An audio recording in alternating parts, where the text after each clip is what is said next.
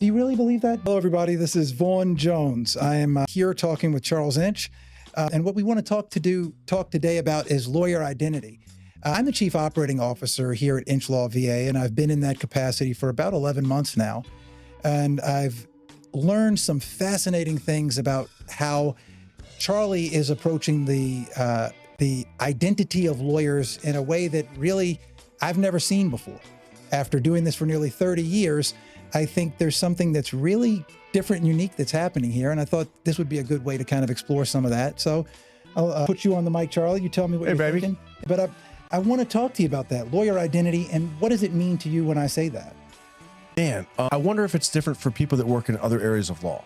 When you ask me that question, I think about what do other people see their identities as? And when you ask that question, are you necessarily thinking about how non-lawyers think of lawyers, or are you thinking about how the lawyer thinks of himself? I don't think that lawyers are any different than anybody else, except the fact that we practice law. Do you really believe that? And I don't mean that lawyers are special or that lawyers are born lawyers, but are lawyers any different in that they have a unique perception in the public? People see lawyers differently, and does that affect how lawyers identify themselves? I think all of us have a part to play, and I think the societal identity, you talked about lawyer identity, right?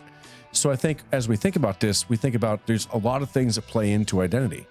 There's the identity that I have for myself. However, how is that identity, how is it influenced? How other people see me, what other people think I can do. Do those things influence you? You know how many people I talked to at bars or something else when I was younger and said I'm a criminal defense attorney and they wouldn't talk to me afterward? Well, so Charlie, we were talking about lawyer identity and your identity.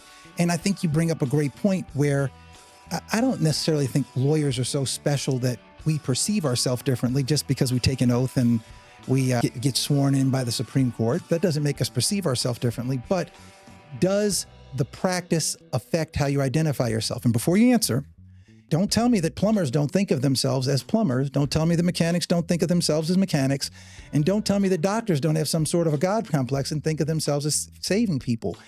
Doesn't your career affect your identity?